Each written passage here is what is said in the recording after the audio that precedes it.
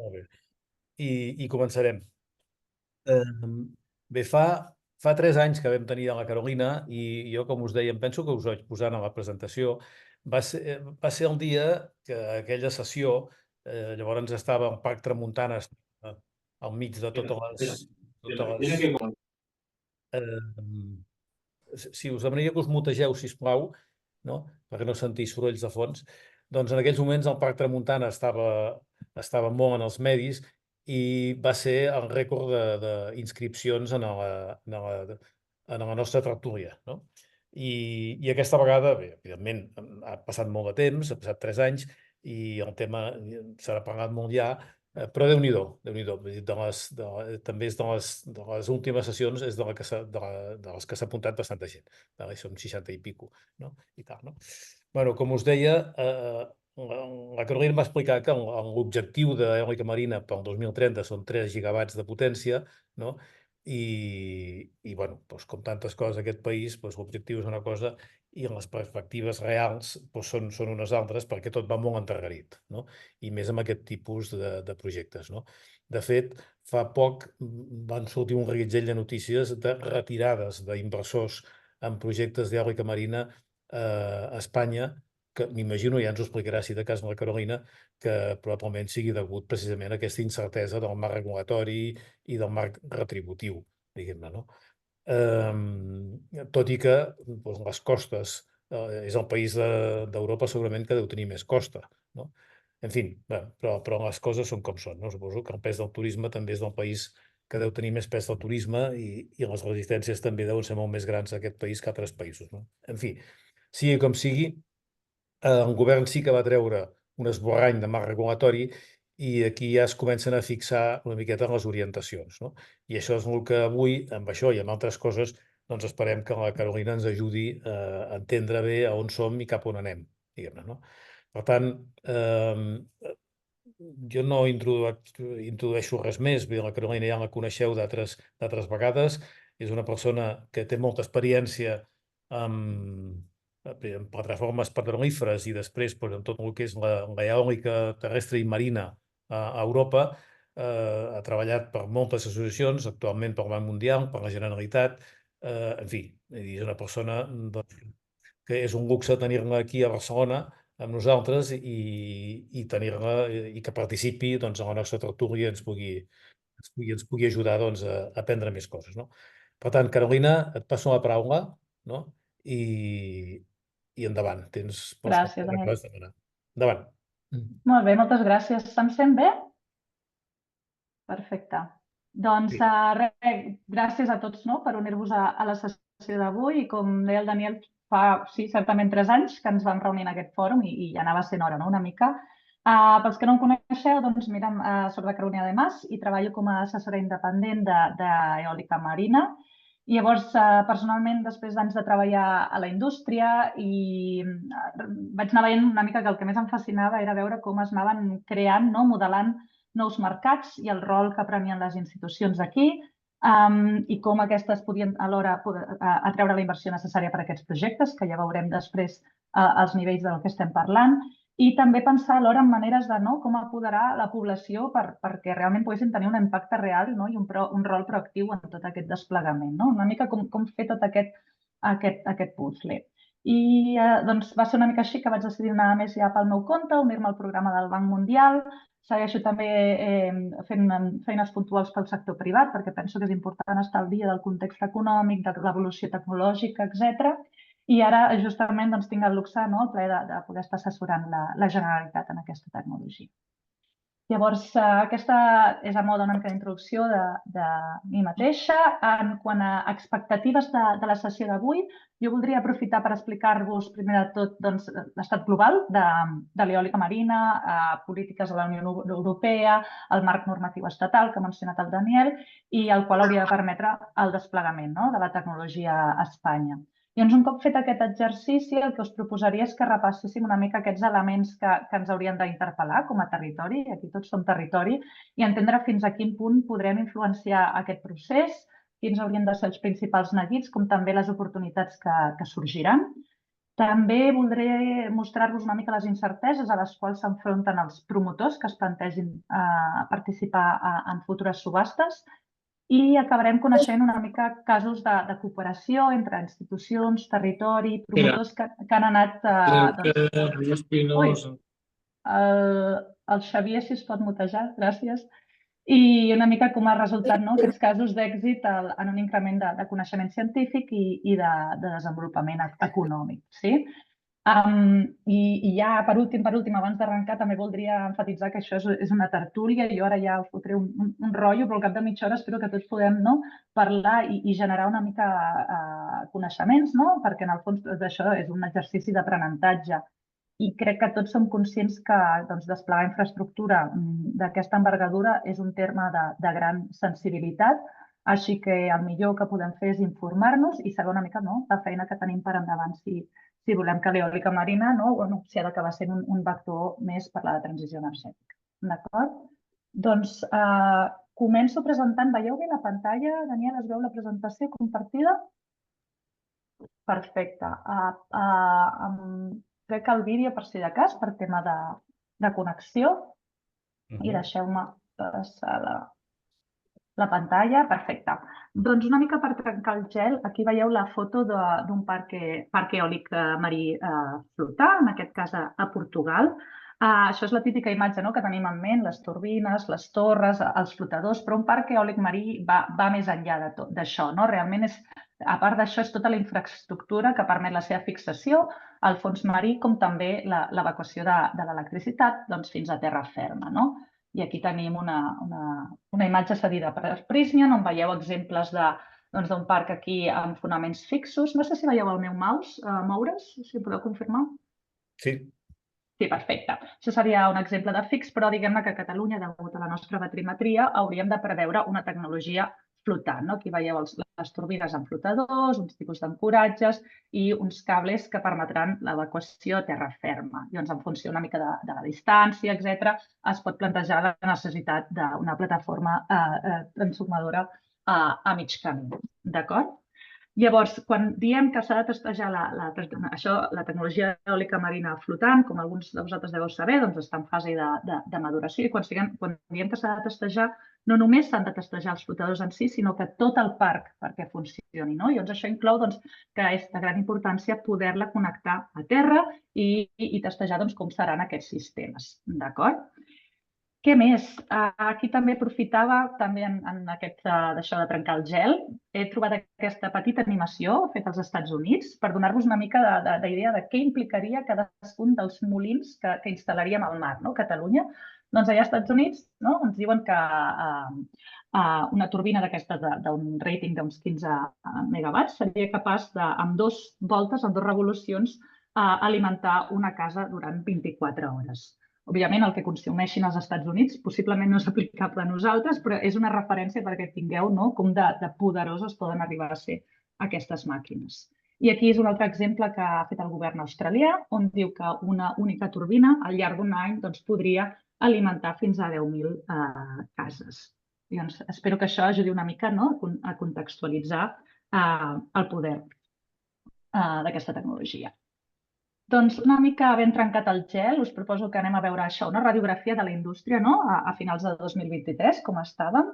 A l'esquerra veieu un gràfic on ja es mostra l'acumulat de parcs eòlics marins a nivell mundial i a finals de l'any passat vam arribar gairebé a 70 gigawatts instal·lats, la meitat dels quals més o menys es troben a Europa. En quant a construcció, els mercats on hi ha més activitat i segueix sent el líder mundial és la Xina, però va seguit de prop de Gran Bretanya i la resta de països que veieu aquí. Predominantment a Europa, però a poc diguem-ne que el gegant asiàtic està allà i Xina segueix liderant. Què més? Arribarem a l'objectiu de 2030, no, Dani? Tu te'n preguntaves. Doncs, primerament, la Unió Europea, ells tenen un objectiu d'implantació d'eòlica marina, que serien uns 60 gigawatts al 2030, d'acord? Ara mateix en tenim la meitat instal·lats, més o menys, i el temps de desenvolupament és llarg, sol ser d'uns 8 anys.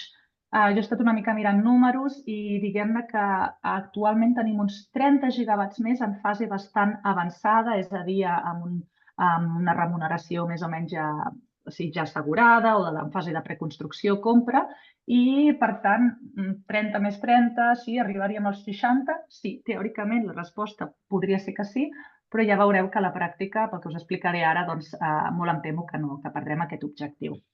D'acord? I anem a veure a poc per què. Doncs, d'una banda, fins fa poc volia emfatitzar aquí que duíem uns anys potser amb uns tipus d'interès relativament baixos, estables, i això ha anat afavorint el desenvolupament de projectes renovables, perquè tenen un CAPEX molt elevat, solen tenir també un rati de deute també molt alt per afavorir el finançament. Però què ha passat? Que al llarg de l'any passat es va anar veient, com mostra aquest gràfic, que diversos promotors preferien suspendre el desenvolupament dels seus projectes i esperar a que baixés la pressió de la inflació, aquest context macroeconòmic en què ens hem anat trobant, i també plantejar-se renegociar PPAs. Alguns casos famosos es veuen aquí, com el d'Equinor, BP, Ørsted a la costa est dels Estats Units, també Vattenfall a Gran Bretanya, i què diu aquí, a juliol de l'any passat ja s'acumulaven més de 11 gigawatts de projectes sense un futur clar. Penseu que en aquests, no sé, des del 2020 al 2023, potser el cost de l'acer va augmentar un 50%. Això, entre això i el context d'inflació, va realment trastocar la indústria sencera. Quin ha estat un altre dels efectes que ha passat? Doncs que molts promotors, davant d'aquest context, han decidit reduir portfolis i prioritzar mercats ja més madurs, que ells coneixen, i també tecnologia ja més provada, com la fixa. Per tant, si sentiu notícies com, jo què sé, un Ørsted, un Shell, deixa Espanya, etc., sí que ho has dit abans, Daniel, sí que d'una banda, òbviament, hi ha el tema de que Espanya potser no ha avançat en la velocitat que se l'esperava, totalment, però d'altra banda també respon a una estratègia global de reprioritzar i canviar, tornar als mercats segurs, si més no en el cas d'aquestes dues empreses. I crec que això més o menys és el que volia comentar per aquesta transparència. I ja per acabar amb la radiografia una mica de la indústria, un altre exemple molt visual és el que ha anat passant a Gran Bretanya recentment, d'acord? Aquí veiem l'evolució de les subhastes de contractes per diferència que es duen a terme allà per les energies renovables, i aquí concretament és per l'energia eòlica marina, i com va evolucionant el preu ofertat que hauria d'assegurar la viabilitat financera. Així es veu com va fent des del 2014. La corba va baixant, lligat una mica al desplegament i la maduresa de tecnologia fixa. Fins i tot veiem que l'any 2022 ja es va incloure tecnologia flotant en aquestes subhastes, òbviament amb un preu més elevat. Però, com ja es veia venir, i pel que us he comentat a la transparència anterior, la situació l'any passat ja es va fer insostenible i la ronda, amb els preus que s'havien proposat aquí, que com podeu veure aquí, va quedar deserta. Això vol dir que en aquell moment optaven fins a 5 gigawatts de projectes que optaven a tenir aquesta remuneració i que ja estaven molt madurs, havien obtingut permisos clau com la DIA, com la declaració d'impacte ambiental, es posposaven com a mínim un altre any. I en la situació d'emergència climàtica es va posar el crit al cel. Com pot ser que això estigui passant? Anem a replantejar-nos com estan fent les coses. Però diguem-ne que alhora, amb la notícia una mica més païda ja, es va considerar que potser era el millor que li podia passar a la indústria, ja que duíem un temps de molta pressió, sobretot passant la pressió a la cadena de valor, per anar sent més competitius, anar baixant aquesta corba i al final havia de petar per algun lloc.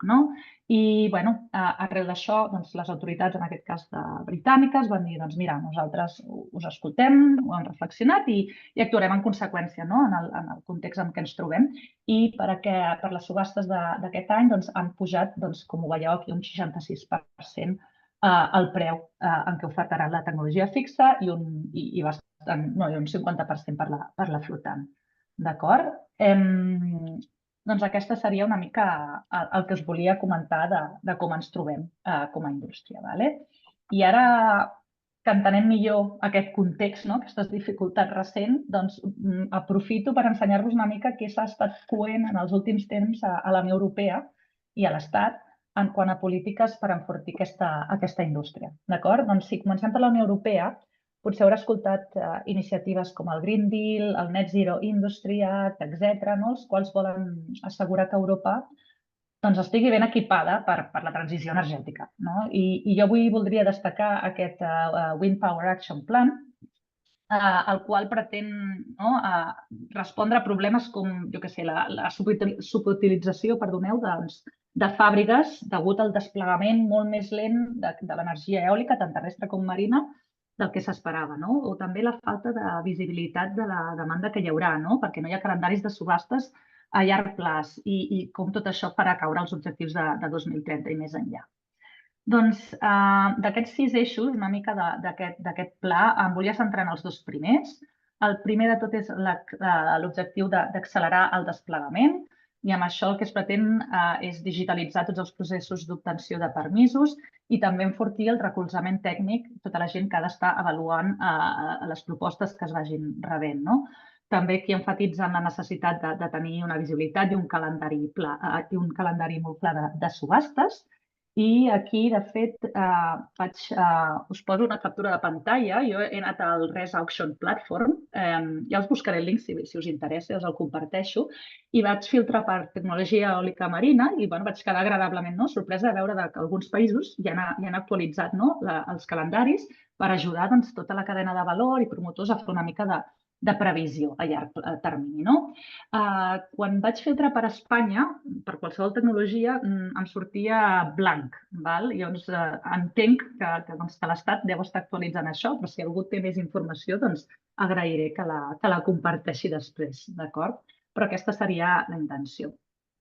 Què més? I en quant al segon eix, també s'ha dit que s'ha treballat amb la necessitat de millorar el disseny de subhastes i justament en aquest punt la Comissió Europea va publicar el passat mes de maig unes recomanacions per a tots els estats membres per millorar el disseny de les subhastes i em voldria destacar conceptes com un d'ells, per exemple, un dels prioritaris ha estat que a més de valorar el preu ofertat, es demana també que s'incloguin criteris qualitatius, objectius i transparents, que se centrin més en la qualitat dels projectes, mitigacions i responsabilitats socials i ambientals, etc. Aquí també inclou la necessitat d'indexar molt bé la remuneració per gestionar tot el context d'inflació que hem estat vivint i per eòlica marina concretament també es demana que cal preinvestigar les àrees de futures subhastes al mar tant a nivell tècnic, social, ambiental, per reduir els riscos de futurs projectes i assegurar-ne la seva viabilitat. Les restriccions que veieu aquí, de la 3 a la 6, ja giren més entorn a la competitivitat, inversió, finançament, etc. I a destacar, abans de passar a l'estat espanyol, és que la ministra Ribera va firmar el compromís de l'Estat amb tot aquest pla el passat mes de març i ja sé que a vegades el que diu Europa sembla molt desdibuixat i ens queda com lluny, però penso que és important que ho coneguem, perquè a la seva empara podem fer exigències a futurs marcs jurídics que es duguin a terme a l'Estat i que sí que ens impactaran. Per tant, la informació és poder i ja aprofitem per recordar que hi ha eleccions, oi?, aquest diumenge en aquest sentit. Molt bé, doncs deixem a Europa i... Ai, mira, perdoneu, això és una captura de pantalla d'aquestes recomanacions de les subhastes, que també puc compartir el link, Dani, potser quan compartim la presentació. Molt bé, doncs quins avenços s'han fet a l'estat espanyol? Intentaré ser aquí força breu i concisa. En els últims anys, i lligats al desplegament de polítiques que afavoriran la implantació d'energia eòlica marina. Doncs primer de tot tenim el PNIEC. El PNIEC crec que es va publicar a principis del 2020 i en el seu moment no va incloure objectius específics per a aquesta tecnologia, però sí que la menciona i que se la considera necessària. Al cap d'un any i mig, més o menys, es va publicar el full de ruta de l'eòlica marina, on el govern central es comprometia a desenvolupar aquesta tecnologia de manera sostenible, desplegar un marc jurídic i amb una ambició d'assolir de 1 a 3 gigawatts de cara al 2030 i de tecnologia flotant, que és la que seria adequada a casa nostra. Ja finalment, un altre tema molt rellevant ha estat la publicació l'any passat dels plans d'ordenació de l'espai marítim. N'hi ha un per cada demarcació marítima espanyola. Nosaltres pertanyem a la Llevantina Balear, per cert. I bàsicament el que són això són unes eines per vetllar per la sostenibilitat dels usos del mar per part de l'home i realment jo no hi he estat implicada, però tinc entès per qui ho ha fet que és un esforç multisectorial titànic i que inclou anàlisis de tot tipus d'interferències, aspectes ambientals, etc. Com a part d'aquest exercici vam també identificar unes zones d'alt potencial per generar energia al mar. I, concretament a Catalunya, se'n va identificar una anomenada l'EVA 1, del Levantino Balear, que s'ubica més o menys a l'alçada del Golf de Roses, a uns 17-20 quilòmetres de la costa, i que podria allotjar uns 1.000 megawatts. I partint de la discussió que s'ha fet inicialment, de quants megawatts per quilòmetre quadrat, etc., doncs a l'eòlica marina es considera que de base, uns 3-5 megawatts per quilòmetre quadrat és una mica la referència que podríeu tenir per fer els càlculs. Llavors, què són aquestes zones que s'han identificat, l'EVA 1? Què són aquests potencials per eòlica marina? Això simplement el que estableix és un punt de partida, sí, una zona àmplia, on poder proposar projectes allà. Però en cap cas això eximeix cap futur projecte de passar per uns estudis d'impacte ambiental, de línia de base, etc., per poder obtenir la declaració corresponent. O sigui, ho podeu veure com un pas preliminar més sòlid que no pas si no s'hagués fet aquest exercici, com ja ha passat en altres mercats com el britànic o l'holandès, d'acord? I tocant Catalunya, crec que també és important dir que l'any passat, crec que va ser, es va publicar la PROENCAT 2050, que seria com l'instrument de planificació energètica, i llegint-lo he vist que en les anàlisis realitzades s'indica que caldrien fins a 3.500 megawatts d'eòlica marina instal·lada per assolir la transició energètica a Catalunya. I això ja inclou, per exemple, maximitzar el potencial de totes les teulades de Catalunya a nivell fotovoltaic. O sigui, són coses que han d'anar de la mà i per poder assolir aquesta transició aquests són els càlculs que s'han fet. D'acord? Molt bé, i ja per fi passem a la novetat més important que hem tingut aquest any, perquè finalment al mes de març es va publicar el projecte de Reial Decret pel qual es regula la producció d'energia elèctrica en instal·lacions ubicades al mar. Llavors, aquest reglament jurídic ens recorda que la utilització d'aquests tipus d'instal·lacions, bàsicament parcs eòlics marins, correspondrà a l'Administració General de l'Estat i la seva proposta preliminar, perquè això és un esborrany encara, és la d'un procés de concurrència competitiva per atorgar simultàniament un règim econòmic d'energies renovables i també una reserva de capacitat d'accés a la xarxa propera a les zones identificades en els PUEM. Llavors, abans de repassar com funcionarà aquest procés, volia fer dos aclariments. El primer de tots és que per molt que hagueu sentit a parlar de propostes concretes de parcs o promotors de projectes tant a Catalunya com a la resta de l'Estat, en realitat cap d'ells està podent avançar cap tràmit. Vull dir, tots ells s'hauran d'esperar a que es llenci formalment una subhasta emparada per aquest marc jurídic per competir en igualtat de condicions i que en guanyi un d'ells a la zona concreta. I la segona és que pels guanyadors de la subhasta, en les diferents zones, aquestes, tant el règim econòmic com la reserva de capacitat, estaran supeditades al compliment de tot un seguit de requisits i entre ells haurem de destacar, per exemple, un tràmit d'avaluació d'impacte ambiental o de connexió de xarxa, etc. D'acord? Doncs, si seguim, segons aquest Reial Decret, la proposta és que el procés hauria de funcionar de la següent manera. El procediment s'iniciaria amb la publicació d'una ordre ministerial, com veieu aquí, a la qual inclourà aspectes com la potència màxima a adjudicar, que es voldria fer en una primera subhasta, les àrees dels plans d'ordenació de l'espai marí identificades, que s'inclourien en aquesta primera subhasta i que els promotors podrien escollir, i també els criteris d'avaluació i, com veieu aquí, per primer cop s'inclouen un percentatge de fins a 30% de criteris qualitatius. Si l'ordre ho regula així, també s'iniciarà una fase de diàleg públic-privat, on es podran enviar comentaris. Tots nosaltres podem enviar comentaris i propostes de millora concretes i ja ben justificades en aspectes establerts a l'ordre ministerial. Llavors, això es farà públic i els promotors tindran l'opció interessats tindran l'opció de respondre amb propostes alternatives o justificant per què no s'hauria de canviar. Finalment, es publicarà la resolució de la secretaria per la qual es convoca el procés de concurrència competitiva i la secretaria concretament es reserva el dret d'incorporar parcialment o totalment aquelles propostes que hagin sortit a la fase de diàleg. Això sé que és molta informació, us he donat molta informació per anar païnt, però per anar traduint, anar desgranant tot això, el primer de tot és que com traduiríem això per un possible promotor interessat? Doncs, primer de tot, bones notícies en general, perquè per fi tenir un marc jurídic és, òbviament, una bona notícia per qualsevol inversor. Llavors, el que ja s'ha dit, el sentiment general, però, és que hem anat avançant a pas de formiga. Fa 3 anys que es va publicar el full de ruta i que s'ha perdut una mica el momentum i l'interès que es tenia, si més no, pel sector internacional.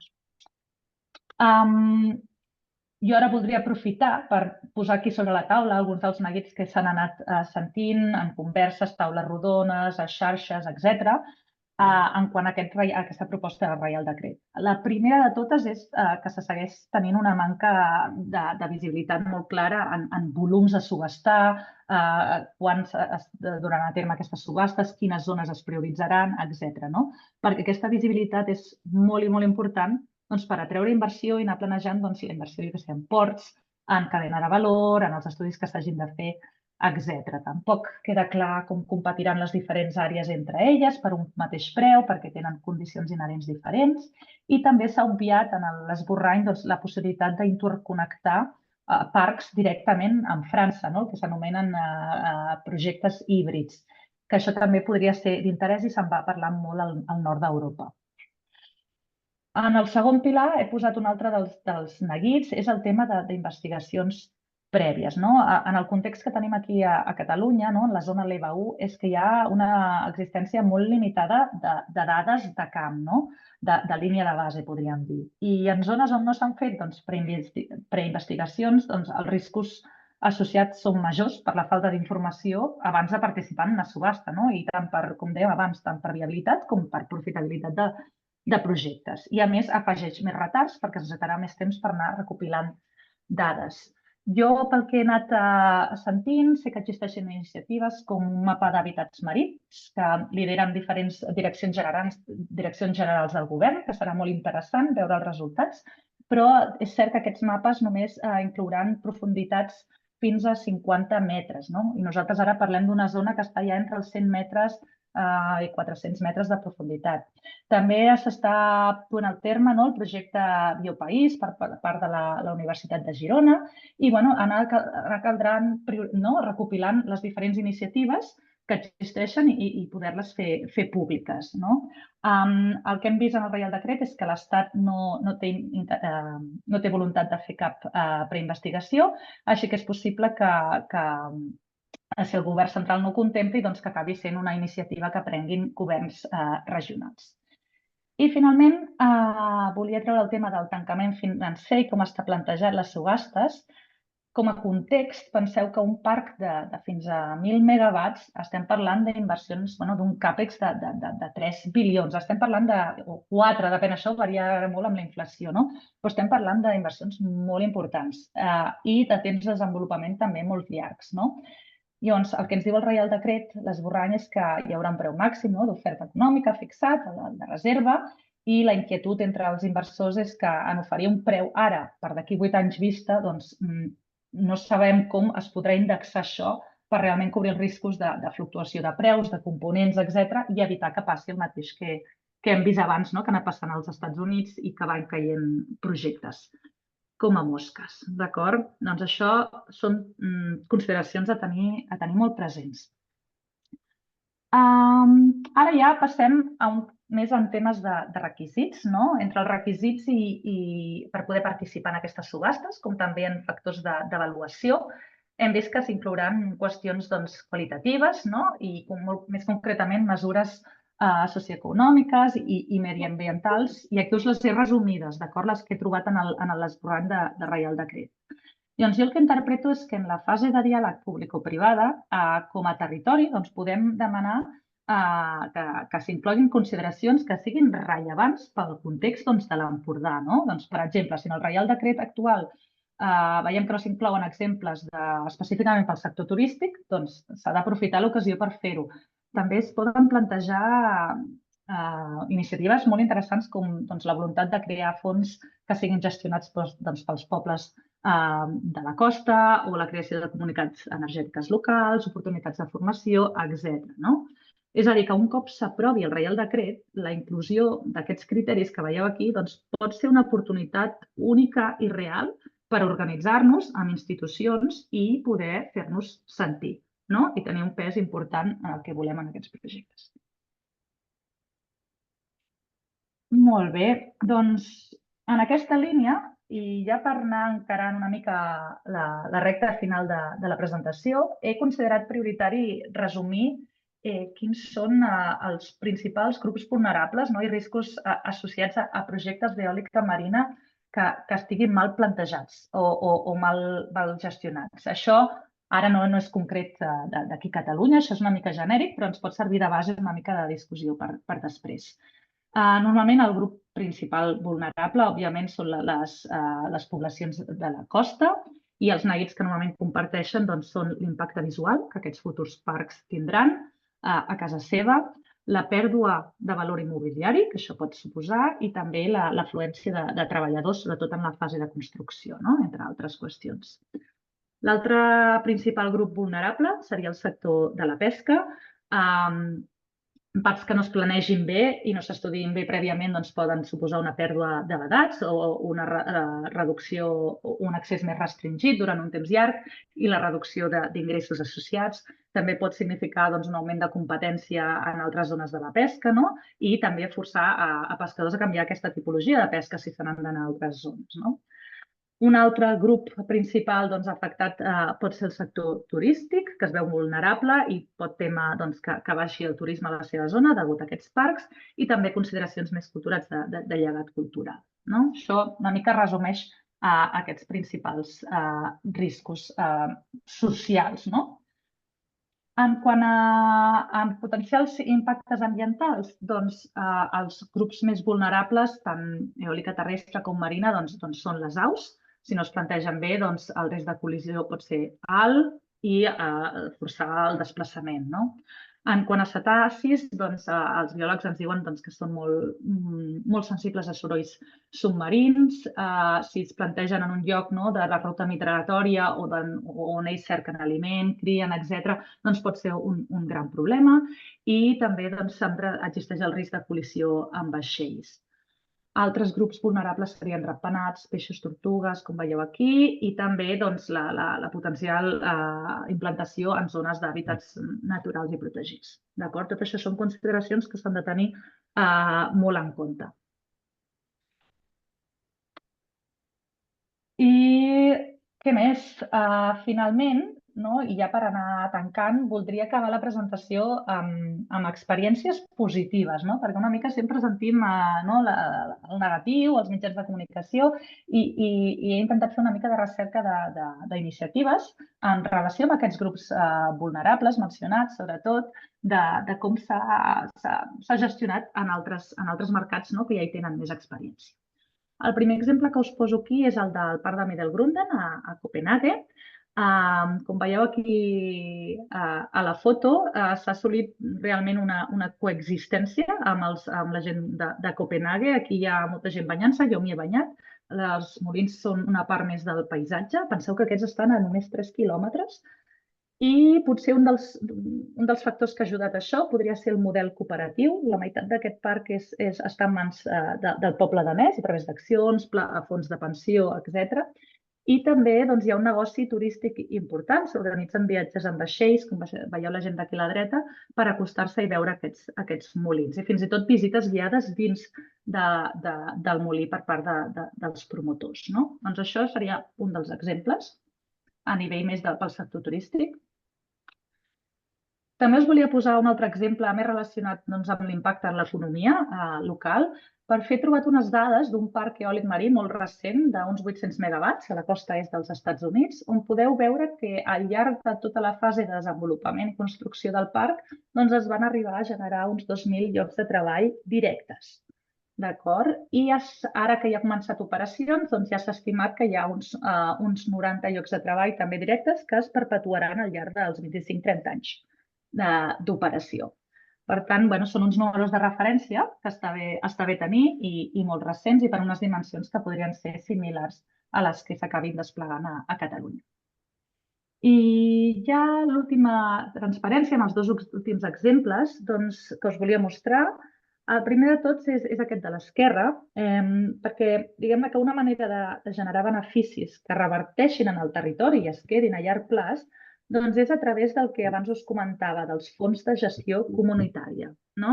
I aquest exemple rellevant està al nord de Gal·les, el promotor és RWE, el parc es diu Winnymore, i aquest promotor es va comprometre a dipositar fins a 19 milions de pounds al llarg de la vida útil del parc en un fons. I aquest fons està gestionat per les poblacions de la zona i té 3 eixos, que això ho ha decidit la població. Construir comunitats sostenibles, el que veieu aquí, fomentar el creixement econòmic i reduir la desigualtat i la pobresa a la zona. Mirant a la web, ara, crec que l'any passat, l'actualització, s'havien ja destinat 5 milions en aquest fons i amb això s'havia ajudat a preservar un nombre significatiu de llocs de treball, com veieu aquí, generar més de 130 llocs de nova creació. O sigui, podríem veure això com a llocs de treball indirectes. I estava mirant iniciatives concretes i explicava que s'havien millorat la infraestructura turística, creant vies verdes, també s'havia invertit en nous vaixells salvavides i en formació de voluntaris en tècniques de salvament, etc. Però això una mica el que anava dient les necessitats que sorgien a la comunitat en concret. I ja l'últim exemple de tots seria aquest parc de Westermore Rough, i és molt rellevant pel sector pesquer, d'acord? Justament aquest parc de Gran Bretanya sembla que el van ubicar en un dels vedats de llagosta més important d'Europa i, òbviament, molt important per l'economia local. El promotor del projecte, Ørsted en aquest cas, i la indústria pesquera de pesca local, el que van decidir fer era iniciar un seguit d'estudis de camp per entendre els efectes sobre l'hàbitat d'aquests crustacis al llarg de l'operació del parc i verificar si hi havia impacte o no. Llavors, crec que duen uns 6 anys de mostres ja, i el que han anat veient, i us he posat aquí el link, és que no només les poblacions s'han mantingut sanes, sinó que no s'ha identificat cap impacte i que les taxes de captura s'han mantingut constants dins del perímetre, de fet. I, a més, he verificat que els estudis s'estan duent a terme no pel promotor, sinó pel sector pesquer, amb els seus propis científics, vaixells, etc. Així que he pensat que era un exemple interessant i que, no sé, podria ser, per exemple, ens hi podríem posar en contacte i entendre quines sinergies podrien ser-hi i si, jo què sé, per exemple, crec que havia llegit que els vedats de lluç a la Costa Brava podria ser un dels motius de preocupació, es podria entendre què s'ha fet i veure com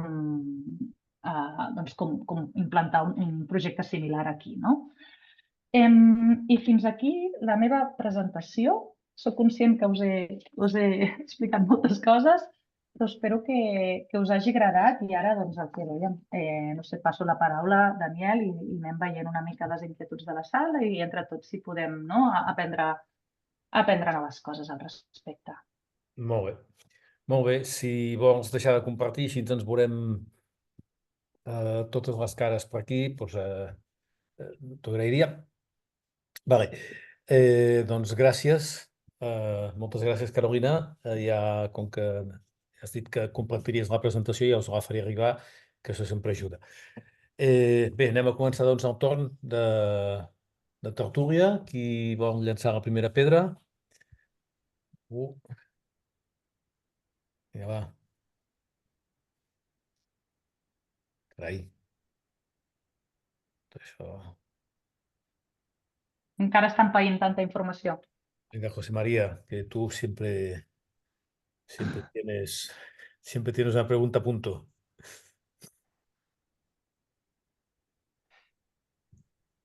Si no, començo jo. Vinga, endavant. En Sergi. Hola, Carolina, merci. La presentació està superbé. Una pregunta. Dins de tot aquest, diguéssim, pla de marc normatiu, que és bàsicament a nivell estatal, la Generalitat, quin paper hi té? Sabem que tu estàs assessorant a la Generalitat, no és els detalls d'això, però és a dir, en quin punt pot entrar a fer, diguéssim, interactuar amb el govern o donar les seus... Sé que hi va haver unes al·legacions, no?, quan es va fer el projecte de Reial Decret. Si et pots extendre una mica sobre això, que a mi és una cosa que no em queda gaire clara. Quines són les... Saps? Les competències de les administracions, diguéssim, autonòmiques en tot aquest pla i com se'ls tindrà en compte.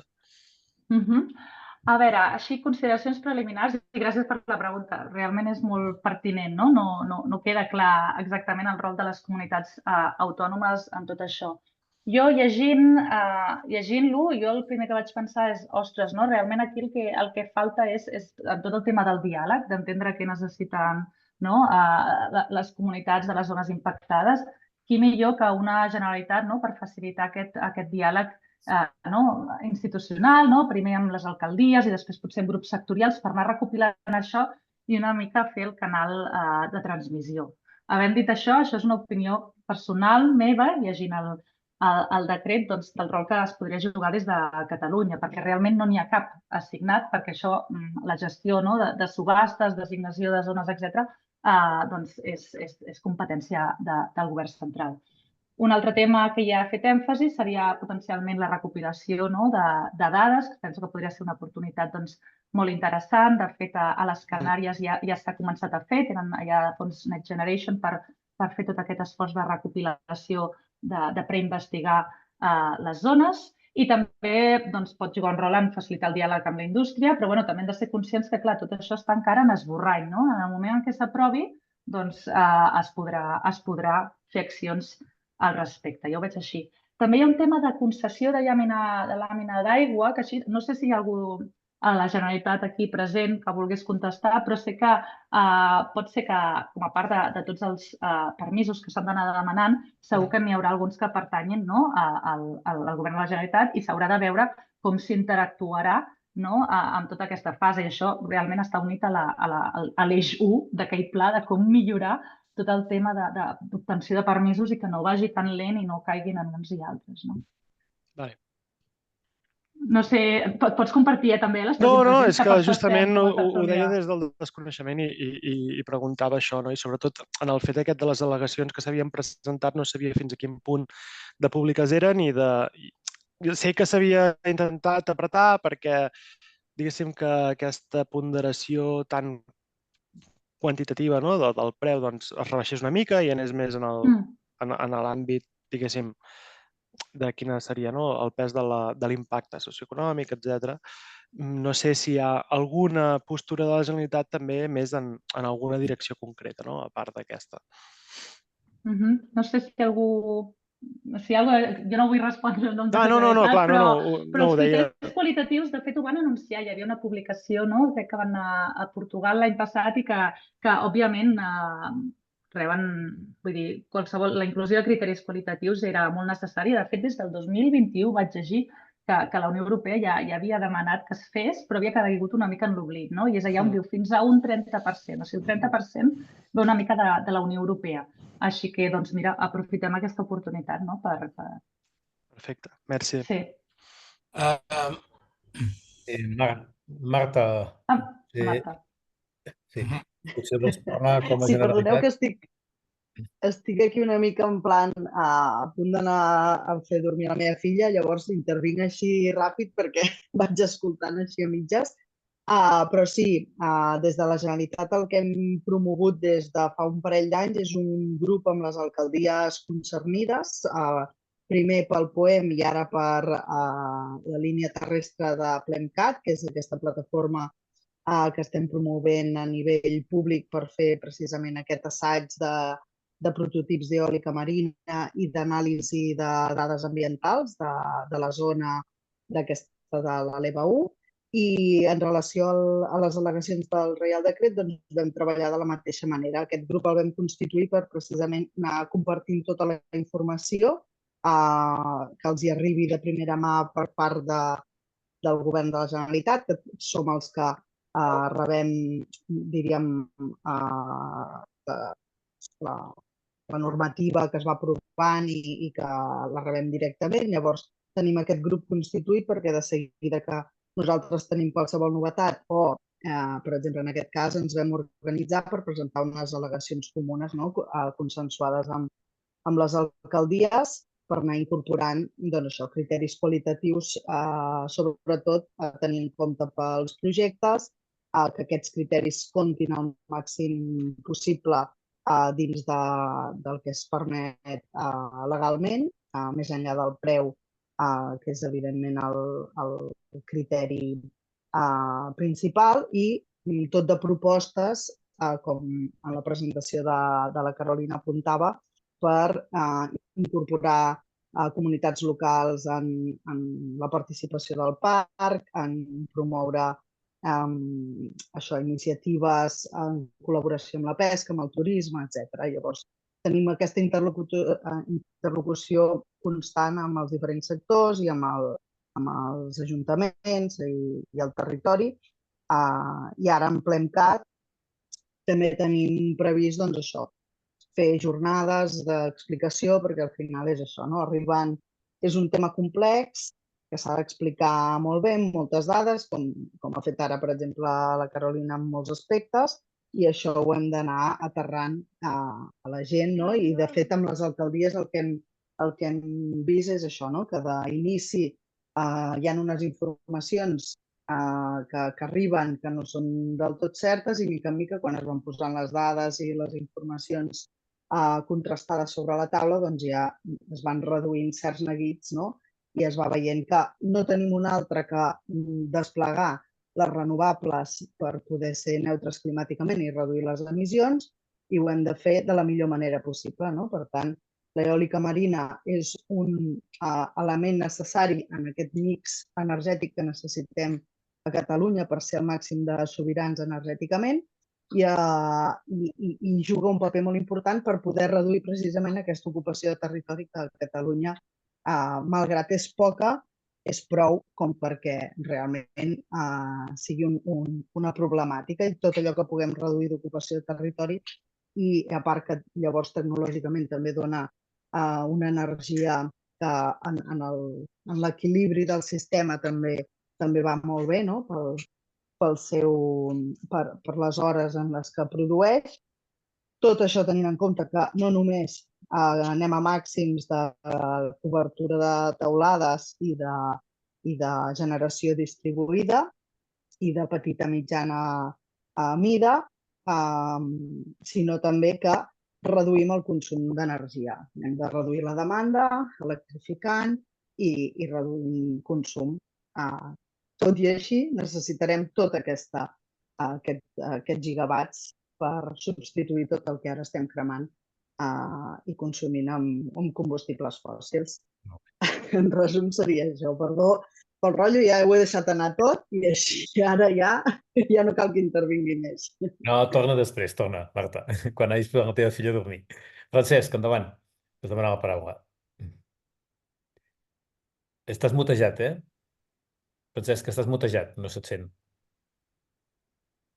A veure... No, Francesc Reguant, estàs mutejat. Ara. Perdó. Bueno, ara sí, Bueno, dic, ja et vaig escoltar l'altra vegada i que més aviat ens vas animar i tal. Jo no sóc del camp de l'energia, per tant diré coses que segurament no són. Jo el que em preocupa que necessitem aquesta energia i en aquest país no volem fer res. És a dir, és el país del no a tot i tal. Concretament, tenim dues zones que tenen vent.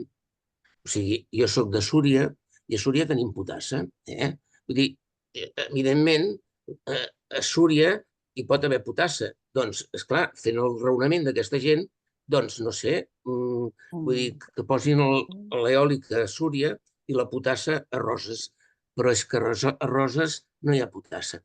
Vull dir, no sé si m'acceptes la broma, no? Vaig parlar amb una conseller o consellera que va dir, és que la indústria no ho vol. Les empreses no ho volen. Clar, conseller, vostè no mana. Vostè, què és En fi, voldria demanar-te, sortint de disquisicions, perdona, que potser...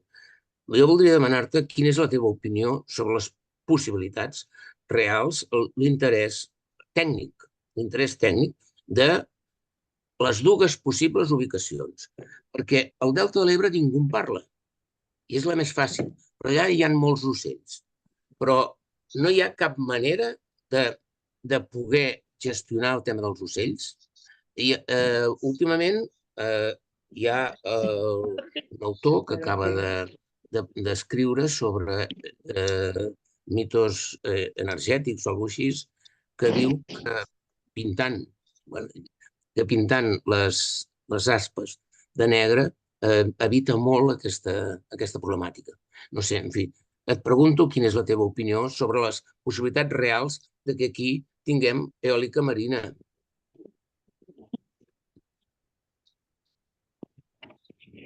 No et sento, Perdoneu, sí que estava mutejada. Vale, que has fet diverses reflexions alhora. Intentem tocar-ne una per una i si me'n deixo alguna... No, només una.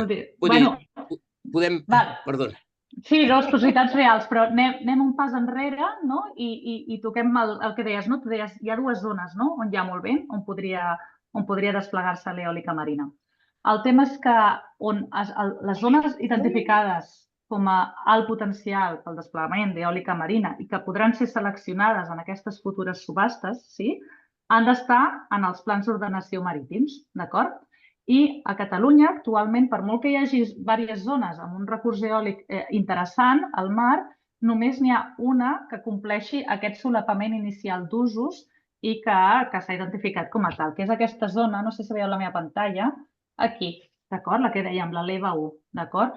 Com veus aquí, a la zona, no? Comentaves el delta, oi? Que seria una mica l'altra zona on hi ha un bon recurs.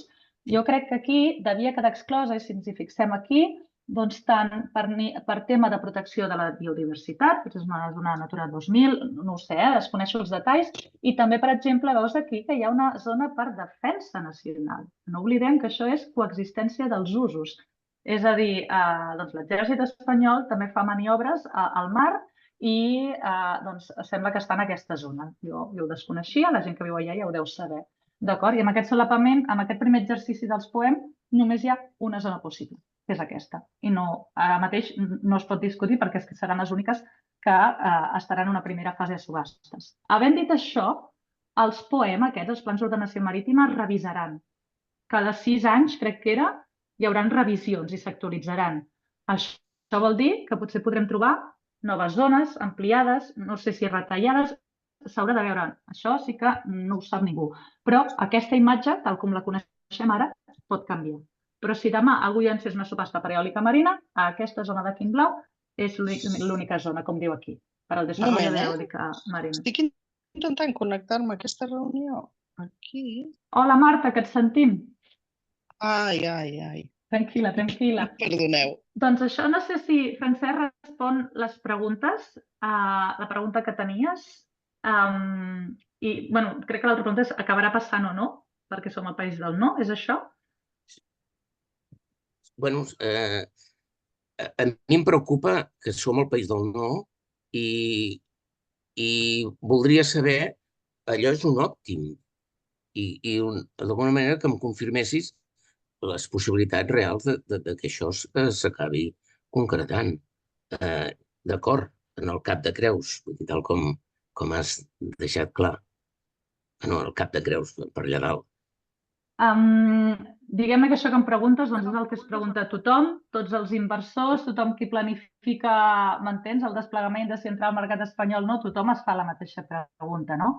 Jo el que et puc respondre és que ara sí ha arribat unes senyals des d'Europa, sí, i unes senyals regulatòries estatals que permetrà que això passi. Per tant, comença a ser real. En el moment que tinguem un reial decret aprovat, poden llançar una subhasta, poden publicar un ordre ministerial on aquesta zona del l'EVA 1 estigui inclosa, d'acord?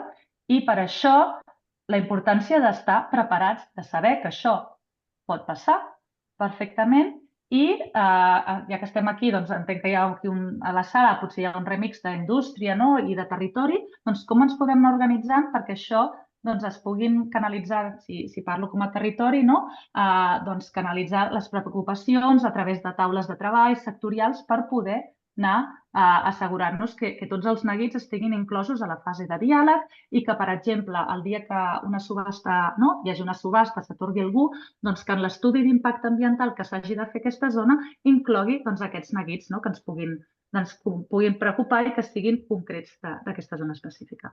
Així que el desplegament normatiu ja hi és perquè això passi. Moltes gràcies. No, a tu per la pregunta. Oriol, vols demanar la paraula? Sí, hola. Moltes gràcies per les explicacions. 3 preguntes.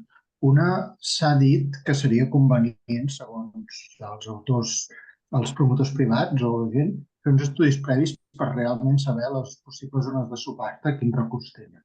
Fer estudis previs, en el cas de l'eòlica marina, vol dir posar torres com a terra, simplement flotant, o és a la pràctica crear ja turbines in situ que ho vegin? I si és així, seria legal fer-ho ja immediatament, perquè, o no encara, tenint en compte que el marc legal encara s'està desenvolupant. Això una cosa. Després, els números que has passat de parcs existents venen a ser que costa uns 3 milions cada megawatt i hi ha un treballador cada 9 megawatts.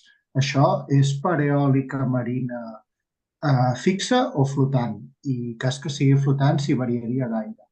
I, finalment, si el factor de capacitat que amb eòlica fixa de mar a terra tenia entès que era un 50-55%, el cas de flotant si varia gaire i precisament en el cas de les nostres castes. Moltes gràcies. Moltes gràcies a tu, Oriol, per totes les preguntes. Estava fent notes per no oblidar-me en cap i si no anem apagant una per una. En quant als estudis, els estudis previs que comentaves que la Unió Europea ha emfatitzat que són necessaris, que ajuden molt a reduir riscos, previ una subhasta. Aquí s'inclouen diverses coses. D'una banda, per exemple, s'inclourien en vaixells, fer prospeccions geofísiques per entendre la batimetria, el fons marí, hàbitats, etc., presa de mostres, sediments. També aquí s'inclouria mapeig de comptar tot el tema de moviment de cetacis, avifauna, etc., per entendre una mica la densitat, les alçades de vol, la distribució, etc. Tot això és informació de base que seria superinteressant tenir-la per entendre els seus moviments dins d'aquesta zona de l'EVA 1. També dades metoceàniques. Llavors, aquí també s'inclou la marca fent menció del PLEMCAT. Serà interessant tenir per exemple, una boia. Hi ha uns mesuraments a nivell d'instruments d'I+D i també el recurs eòlic. El recurs eòlic sí que és molt important ja pels promotors i bancs, perquè, com heu vist, les inversions són d'un calibre molt elevat i llavors el que permet tenir una mesura d'això és tenir més certesa de realment quin recurs podrem obtenir, quins factors de capacitat, etc., i com fer una mica el model financer d'aquest parc. Una mica aquestes serien les investigacions prèvies per veure tant la viabilitat com que financerament puguin... O sigui, viabilitat tant tècnica com financera i com també riscos ambientals i socials. D'acord? Havent dit això, què més? L'eòlica marina, em preguntaves el CAPEX que havia mencionat, de fix o flotant. Allò és CAPEX fix, sí, en priori, però aquests números els he vist moure's tant, Oriol, que jo sé, Daniel, que m'havies demanat, posa'm una corba de LCOI, però és que ja ho heu vist, que tots aquests números depenen moltíssim, són molt sensibles al context d'inflació. Llavors, podem començar a jugar tots a moure la curva, però jo ara he sentit números. El número que fem servir de base per tecnologia fixa, una mica abans de la gran sacsejada del 2023, potser estava en el torn dels 2, 2,5, ara potser ja veiem 3,5, 4 autèntiques bogeries. Per això hem vist projectes pausant-se. I la tecnologia flotant, doncs, òbviament pot ser superior, ha d'anar baixant. Aquí potser podríem aprofitar per mencionar, no sé si has vist la recent subhasta a França, que han fet per primer cop una subhasta de 250 megas d'eòlica flotant, on s'ha vist que el preu, el CFD ja que eren 86 euros megawatt hora, algo que s'ha vist que era molt baix i molt competitiu, no? Llavors aquí podríem fer una mica el balanç d'impressions d'això que ens està dient, no? Perquè esperàvem... Digue'm, Sergi, justament, sisplau. per donar-te una mà aquí, que justament aquest preu que estàs comentant tu de França el pots comparar amb els números que has ensenyat tu de la ronda Dels britànics. de UK. Anem a posar-los, clar que sí, ja que hi som.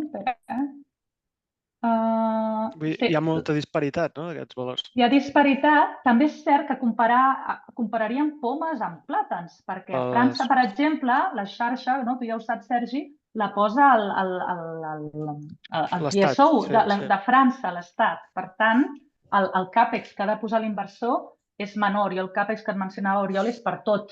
Quan et deia que és un parc eòlic marí, és des de la turbina fins a la connexió, en el cas de França, tota aquesta estructura d'evacuació d'electricitat la posa l'Estat prèviament. En paral·lel la construirà l'Estat. Per tant, quan un promotor va a subhasta, el preu que oferta és tenint en compte que ell només posarà bàsicament les turbines i les connexions entre elles. Per això pot haver-hi un preu així de competitiu. Per tant, les comparacions són complicades. A veure si recupero aquesta perquè veiem els preus que havíem vist a Gran Bretanya, que deia Sergi, que ara la flotant, veieu com ha anat pujant, de fet.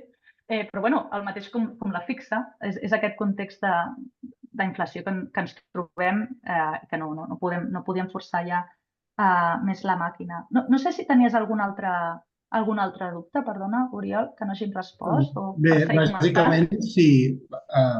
Quan has respost tot això del que calia com a estudis previs, has dit molt de context ambiental i batimètric i marí, lògic, però en la part estricta de vent, seria legal fer-ho ja? O fins que no hi hagi el context? Perquè una antena sola flotant de 200 metres no sé si és gaire estable, per molt que es fixi molt. Potser ja s'ha de fer una turbina en si. Si seria legal instal·lar-la ja. Una altra cosa que se m'ha acudit també, que potser la llei ho diu això, és pel que sembla s'està fent un context legal per tota possible font d'energia marina, que això inclouria onades. Haurien de competir entre si mai es fessin competitives. Molt bé, molt bona aportació. Mira, si vols la primera pregunta, Sergi, ja que estaves animat participant i sempre has d'agrair, i com treballaves a Eolos, et toca a tu, el tema de les boies flotants, perquè el Sergi té experiència en això. Hi havia l'Antoni abans, però merci. Sí, Eolos és una empresa catalana que es dedica bàsicament a això, a produir, a fabricar uns equips i a subministrar serveis de mesures meteoceàniques de tot el món. I això es fa a través d'un sistema flotant, una boia, que porta equipada un sistema de mesura que es diu remot, o sigui, a través d'un dispositiu LiDAR, com el que tenim en altres, diguéssim, mecanismes, fins i tot els cotxes, per determinar distàncies, etc., es fa servir per mesurar el vent a distància. Per tant, el sistema físic de l'anemòmetre que potser et sona, que està instal·lat en una torre, ja no es fa servir quan parlem d'eòlica marina. Ja fa uns anys que aquesta tecnologia... Inicialment sí que és veritat que s'instal·laven torres, però clar, era una certa distància de la costa i a unes profunditats raonables. Ara estem parlant que, clar, qualsevol emplaçament, jo què sé, si tens profunditats de 50-60 metres, per anar a fer desenvolupament d'un parc, el promotor no es gastarà milions per fer això, amb tots els permisos i dilatacions temporals. Per tant, aquesta tecnologia ja podríem dir que és totalment acceptada a la indústria i es fa servir en pràcticament tots els desenvolupaments. S'envia la boia, que en diem la boia, amb tots aquests equips que mesuren i emeten les dades, diguéssim, també via satèl·lit, es descarreguen, el que sigui, i això, empreses com Eolos i d'altres, el que fan és proporcionar aquestes dades als promotors. Hi ha, com deia la Carol, hi ha països que centralitzen les seves subhastes o, diguéssim, les atorgacions de llicències per explotar els drets dels emplaçaments i aleshores centralitzen aquestes mesures i després les posen a disposició dels promotors al mateix temps. I n'hi ha d'altres que són iniciatives privades a risc o, diguéssim, un cop obtenen llicències per explotar un emplaçament, després contracten empreses com Eolos o d'altres per fer això. l'impacte que tenen aquests sistemes de mesura és mínim, perquè és una boia, com n'hi ha moltes. Si tu et vas a banyar a la Costa Brava, doncs a certa distància hi ha boies que són per embarrar coses, etc. I també n'hi ha que són de mesures. N'hi ha que serveixen per mesurar temes d'onatges, que comuniquen el mateix sistema, una mica més sofisticat, en aquest cas per mesurar el vent amb un sistema que es diu LiDAR, que a terra es fa servir des de fa molts anys. I ja per acabar, aquestes dades el que et proporcionen és un nivell de certesa sobre, diguéssim, el teu recurs eòlic que es considera bancable. I això vol dir que els inversors, els bancs, etc., fan servir aquests documents, aquests informes, amb un cert segell de qualitat, amb unes incerteses dins un rang que els fa acceptables. Només dir que és públic que d'aquests sistemes en tenim ja instal·lats a l'estat espanyol, a diversos emplaçaments. És a dir, abans que s'hagin atorgat drets, ja s'estan mesurant coses. I això, aviam, ara no em pertoca a mi dir-ho, però si ho busques jo crec que ho trobaràs. Joan Ramon Vidal, l'estona que tens la paraula demanada. Sí, hola, bona nit. Soc Joan Ramon Vidal de la consultora Tecnoambiente. De fet, jo no, en primer lloc, Carolina, felicitats i gràcies per la presentació molt aclaratòria i molt ben estructurada. I jo no volia respondre a cap pregunta ni res, sinó simplement fer un suggeriment que probablement no afecti a la taula, perquè veig que és una taula molt experta. Però fa un parell de setmanes, de forma semicasual, vaig estar a la Bretanya francesa, a Saint-Malo, on casualment hi ha un parc eòlic marí, probablement no tingui les mateixes característiques, però sí que està situat a una distància molt assimilable al que seria el parc eòlic que hi hauria a la zona de Roses. I Saint-Malo és una localitat amb un turisme de qualitat inqüestionable i, sobretot, amb una activitat marinera molt gran, també. Doncs és una manera també de posar en context què és un parc eòlic marí, com realment es veu.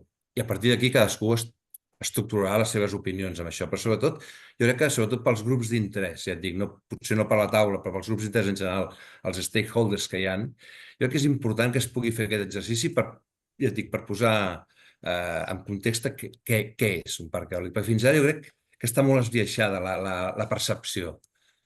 Simplement volia dir això. Diria moltes altres coses també, però en aquest cas era un comentari perquè realment em va agradar veure-ho.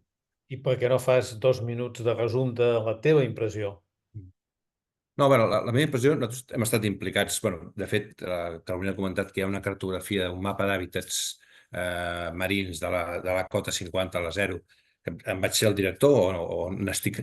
En soc el director, probablement es publicarà en breu, és un tema que estic implicat en el sector. Evidentment, no s'ha de perdre mai de vista que estem en una fase de compromís absolut amb descarbonització, amb transició energètica i tal. Vull dir que amb això no s'ha de perdre mai de vista, amb la qual cosa, donat que s'ha de fer, la meva opinió és que casualment, quan un mira un parc eòlic que està a unes 10 milles de la costa, entre ell i el parc eòlic normalment veu molta activitat nàutica pel mig.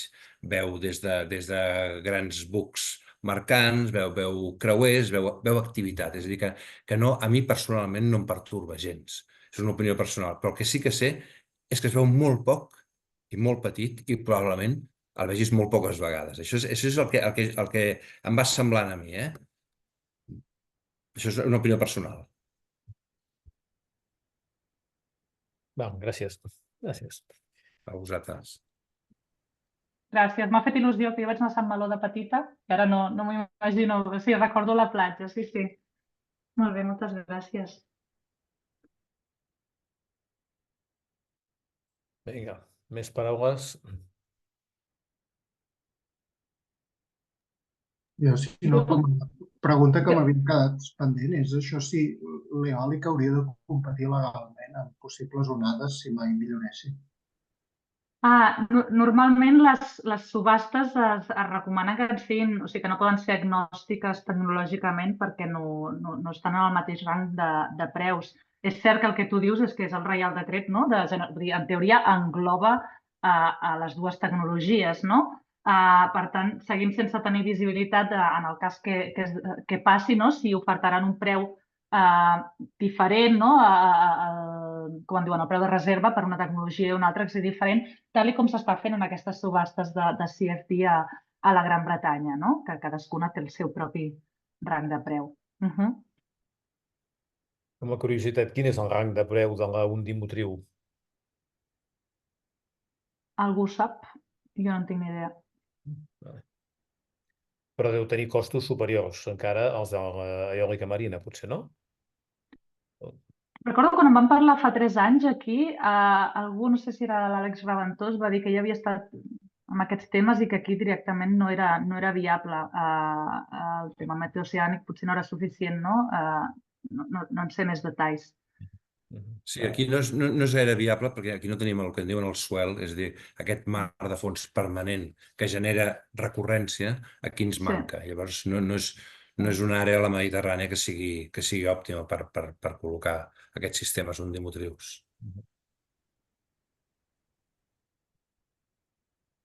Vale, Antoni. Endavant. Sí, hola, bona nit. Moltes gràcies per la presentació, Carolina. Ha estat una presentació molt maca i molt divulgativa i que fa una composició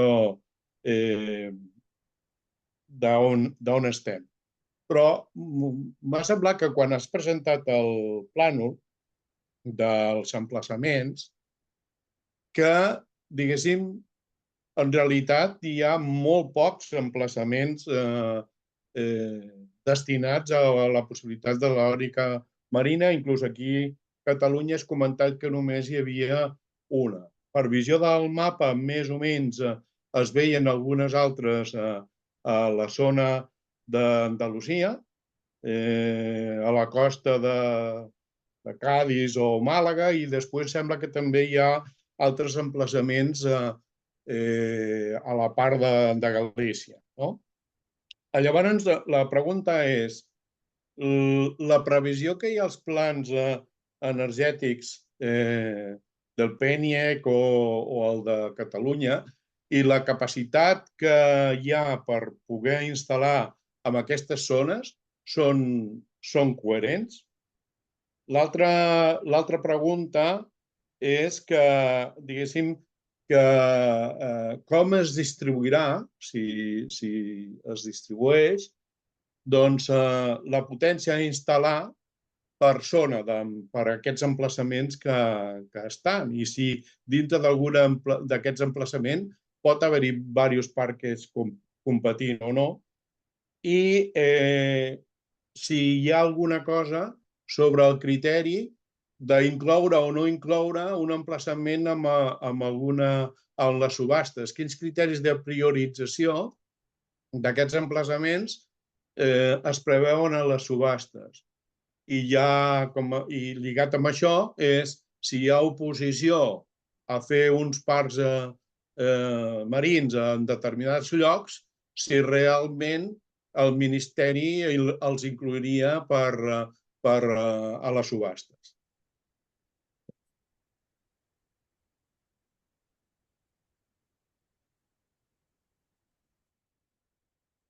Perdona, estava prenent nota a veure si arribava tot. Aviam, primer de tot, us he passat en el grup uns mapes, el POEM, tal com ha quedat, perquè veieu una mica a la llarg de tota la costa espanyola on hi haurà aquestes zones, d'acord? Perquè el mapa que jo us he presentat només és la demarcació Llevantino-Balear, però, òbviament, també n'hi ha altres llocs a l'estat.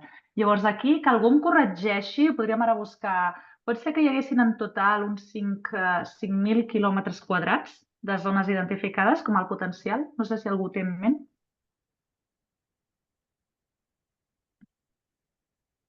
Vale, ningú... Bueno, quien calla otorga. Diguem-ne que si hi haguessin uns 5.000 quilòmetres quadrats... Vale, gràcies.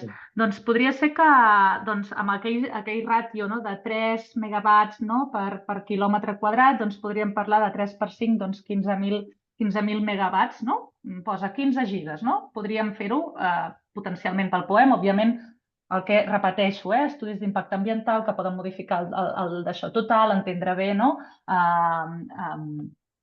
Això pot anar-se reduint, però bueno, posem que uns 3 megawatt per quilòmetre quadrat i és una mesura, un rati conservador, on ja inclou el fet que es trobaran coses que aniran reduint aquestes zones. Doncs posem uns 15 gigawatts. Doncs en el PNIEC no hi ha un objectiu concret per eòlica marina, per tant ni el comptem, i en el full de ruta només hi ha de 1 a 3 gigawatts al 2030.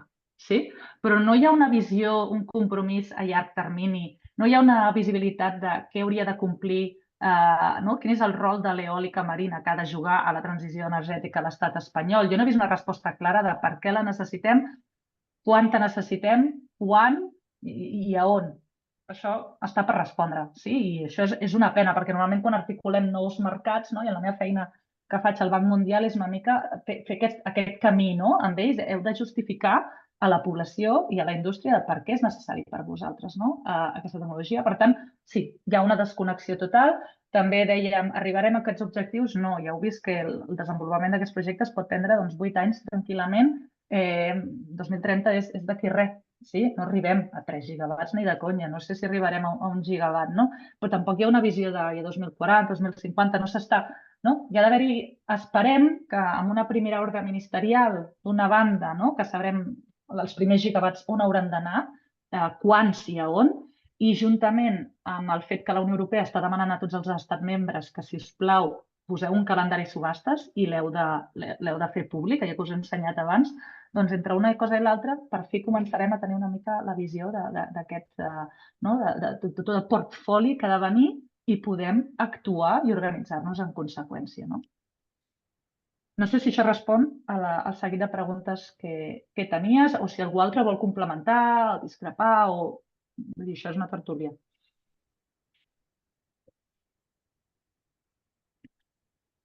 Sí, una mica la preocupació és de, diguéssim, que els pocs emplaçaments que tenim aquí a Catalunya, i després la zona s'ha vist que és bastant restringida i a més que en aquests moments tampoc que sembla que els projectes tirin endavant i que hi ha bastanta oposició, com deia en Reguant, doncs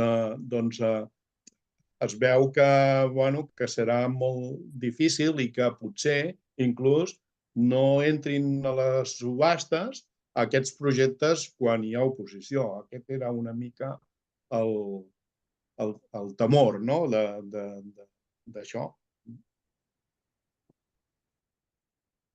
Veig la Marta amb la mà aixecada. Ho deixo així de cul, però per aportar una mica més, moltes vegades nosaltres diem, a vegades volem anar a Venus i encara no tenim la Terra controlada. Llavors, jo amb aquest trosset, si som capaços de fer-ho i fer-ho bé, ja en tinc prou. Més endavant, ja, com deia, la perspectiva energètica de Catalunya, Horitzó 2050, ja preveu que en el mix energètic català caldria 3,5 gigas, però hem de començar a fer el primer pas. Fins que no fem aquest primer pas, que és testejar la tecnologia, veure que funciona, veure que no hi ha tants problemes com ens imaginem. I això és molt difícil perquè, com ha exposat en la seva intervenció la Carolina, hi ha molts factors, macrofactors a nivell internacional, econòmics, etc. El 2011, quan jo estava aquí picant pedra a Rubí i no hi havia manera que les indústries es posessin autoconsum als teulats o que la gent invertís en eficiència energètica, ara de cop el 21 explota tot i tothom es posa autoconsum, tothom o molta gent, i aquí arrenca tot. Estem canviant radicalment una cosa que s'ha anat generant durant centenars d'anys, que és un model energètic basat en combustibles fòssils, que ha donat el que ha donat, i ara estem començant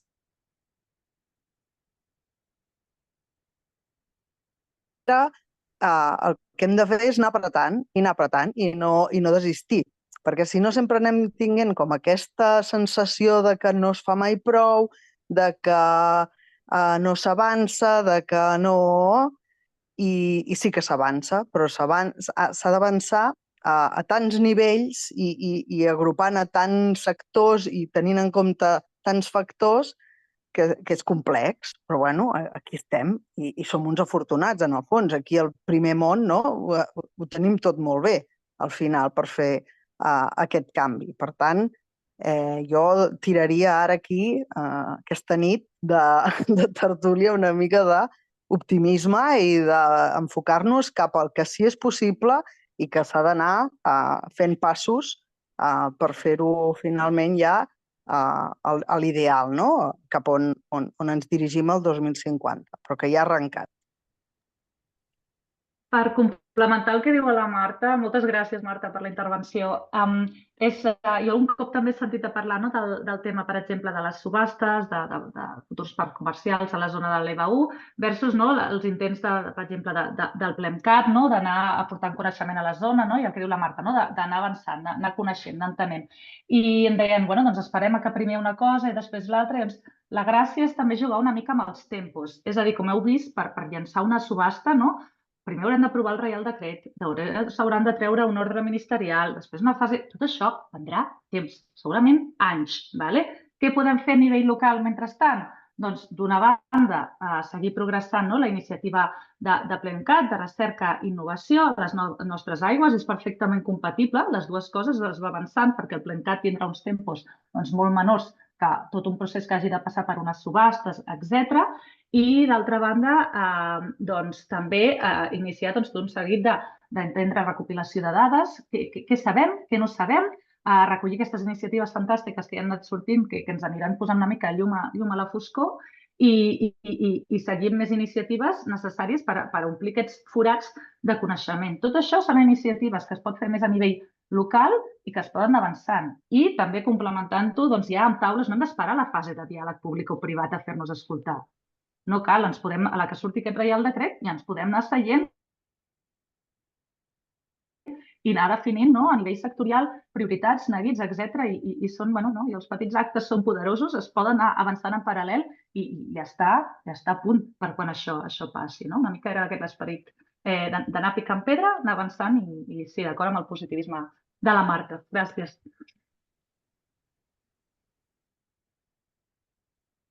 Més intervencions? Intervenc jo. Perdoneu. Soc el Lluís Batet. És que ara no trobo la mà per aixecar-la. És igual, endavant, no m'he colat davant de ningú. Em sumo les felicitacions i l'agraïment a la Carolina per la presentació. Alguna reflexió basada en el que he pogut sentir quan m'he connectat a la tertúlia uns minuts abans de començar l'exposició, sobre que els que estan els opositors sempre fan més soroll que els que estan a favor de qualsevol projecte, qualsevol iniciativa municipal, també. Amb coses molt petites també passa. Els que estan en contra sempre fan més soroll que els que estan a favor. Però a la presentació de la Carolina han aparegut molts aspectes socioeconòmics que eren positius de la implantació d'aquests parcs, que permetrien moure una part de l'opinió pública a la zona afectada amb posicions favorables o com a mínim neutres davant d'un projecte d'aquesta envergadura. El que em costa de veure és si hi ha moviments per identificar els anomenats stakeholders d'això, o sigui, quins serien els grups d'interès que s'haurien de tenir en compte i qui té la pilota amb això, perquè un promotor privat difícilment es posarà amb això en uns temps tan llargs. Això segurament hauria de venir de l'administració pública i he vist en la notícia que ens has passat, Carolina, abans, que tot eren alcaldes i consells comarcals, però no he vist teixit empresarial, no he vist... Hi ha algun moviment per aquí? Gràcies. No, molt pertinent la pregunta, Lluís, moltes gràcies. Marta, si estàs connectada, vols contestar tu la pregunta del Lluís? Vale. Estem col·laborant internament dins de tota la Generalitat per buscar també aquesta cadena de valor industrial que cal i que es desenvoluparia gràcies a desenvolupar l'eòlica marina a Catalunya. I llavors, el que comentava també, dins de les diferents trobades que hem fet per explicar POEM, Real Decret de més, hem fet trobades amb, sobretot això, sectors pesca, sector turisme i ajuntaments que al final són els que reben les inquietuds d'altres sectors, no? O de ciutadania directa o d'altres sectors del territori. I llavors hi ha moviments a favor, tipus Renovem-nos, que també està bastant ubicat també a la zona, que també s'ha posicionat a favor de córrer, que estem ja, que el futur és ara. De fet, aquest dissabte, no, el que ve, fan un acte a Barcelona que ja vam fer l'any passat, és la segona edició, i aquí s'han agrupat un conjunt de persones, també científics, experts en la matèria, per contrarrestar una mica plataformes com Macroparc o d'altres d'aquests opositors. Llavors, bàsicament, jo crec que la resposta va per aquí, no? No sé, Carolina, si vols completar. Sí, no, estava ara mirant la web de Renovem-nos, veig el Kelly i en Jornet i tot, no els coneixia, gràcies, Marta. No, crec que la Marta ha tocat tots aquests temes, vull dir, es va avançant i suposo que crec que la pregunta que has fet molt pertinent és: això hauria de venir de part de les institucions? Això hauria de venir de part dels promotors? Sí? I aquí sí que hem anat veient, si més no des de la meva experiència, com varia en funció de com està organitzat cada mercat, perquè, per exemple, us poso l'exemple del Japó. El Japó van llançar la primera subhasta d'eòlica marina, la van llançar on els factors qualitatius era el 50% de pes i l'altre 50% el de preu. Per tant, factors qualitatius tenien molt de pes. I què va causar això? Doncs una allau de promotors intentant posicionar-se en aquest aspecte, intentant accedir a la població local per firmar MOUs i coses d'aquestes que els permetés sumar punts a les subhastes i que ho podien fer de bona fe i perquè els hi serviria també. Vull dir que podia ser com un win-win per tots, però tal com estava plantejat el procés, allò es va convertir en una allau i la gent va acabar molt cremada. Això també ho hem vist, per exemple, a Austràlia i altres llocs. Llavors, en casos, depèn de com estigui organitzat el mercat, té molt sentit que pugui haver-hi una institució al mig que pugui canalitzar o fer una feina prèvia d'instaurar aquestes taules de treball perquè així a la que comencin a venir promotors hi hagi com unes direccions molt clares i no creï un efecte rebuig, que pot crear l'efecte contrari. Però a vegades també hem vist experiències positives de promotors anant directament, a vegades perquè hi ha hagut un procés més de filtració, que no n'hi havia tants alhora. O sigui que s'ha d'anar jugant una mica. Jo, pel que us comentava, amb els tempos que juguem, jo penso que podrà ser una bona idea seguir la línia que ja han iniciat la Marta i el seu equip i anar ampliant aquestes taules de diàleg amb territori i també amb el sector industrial, que deia ell. Sí, jo, perdona, que tampoc he trobat la mà per demanar la tanda. Escolta, jo també et vull felicitar per la presentació, està molt bé. Evidentment, l'eòlica marina té una circumstància i és que està en el mar. I el mar no és terme municipal de ningú. És a dir, els municipis limiten amb el mar. I, per tant, el mar és domini públic estatal i, per tant, podríem dir, té un amo, té un dueño que prendrà les seves decisions a través dels estudis, però la cosa és així. I la cosa canvia radicalment en quan has d'evacuar aquesta electricitat. Perquè l'has d'evacuar i has de posar una instal·lació no petita, i no lluny de la costa. Per tant, d'una costa que tenim a Catalunya extremadament tensa en quant a instal·lacions turístiques i de tota mena. Per tant, jo, amb independència de com acabi sent la subhasta, segurament la Generalitat, territori de la Generalitat, no tant la part d'energia, sinó de territori, sí que hauria de pensar si haurà d'haver-hi un lloc, una subestació relativament gran, si és que es volen evacuar les quantitats que s'han dit aquí, i a més s'hauria de coordinar amb red elèctrica, perquè clar, Red Elèctrica, en tota aquella part de l'Empordà, doncs la veritat és que té una experiència que el Lluís coneix perfectament i que no ha sigut una grandíssima experiència, una bona experiència, diguem-ne, amb la MAT, no? Doncs això és també una instal·lació. Per tant, jo, diguem-ne, la part, podríem dir, marina, doncs dono per descomptat que forma part de tot el que ens ha explicat Carolina, diguem-ne, i dels processos a través dels quals s'arriba a aquestes subhastes, però hi ha una part terrestre de la instal·lació que haurem de veure qui la fa, com la fa, perquè això ja té propietaris, ja té qualificacions urbanístiques i ja té, en fi, ja té la problemàtica que tots coneixem d'aquestes coses, no? I no sabem si, m'imagino que serà Red Elèctrica qui haurà de proveir la instal·lació per evacuar. I Red Elèctrica, bueno, doncs també és qui és i actua com actua, no? Per tant, era aquesta reflexió sobre les dues parts de la xarxa el que volia fer. Moltes gràcies per la teva intervenció. Diguem-ne que a Catalunya, i després si hi ha algun promotor a la sala o algú que hagi estat més involucrat en aquests temes, sisplau, que complementi. Jo el que tinc entès, si més no és que a Catalunya, a la zona propera a l'EVA1, hi ha una capacitat reservada per subhastes per part de Red Elèctrica. En concret, és a la subestació es diu Santa Llogaia, diria, i són gairebé 1.000 megawatts, oi, Marta? Per tant, encaixa molt. De fet, és molt més ideal que moltes altres localitzacions entorn d'Espanya. He fet molt ràpidament un apunt molt ràpid abans del Sergi que aixeca la mà, però crec que el Sergi volies fer una nova pregunta o comentari. Sí, tranqui, fes, Marta, de veritat. Cada primer. Per Plemcat, precisament, estem ara amb tot aquest procés també de la línia d'evacuació fins a subestació, que ara no em sortirà el nom. Tu, Carolina. La de Vilaür? Això mateix.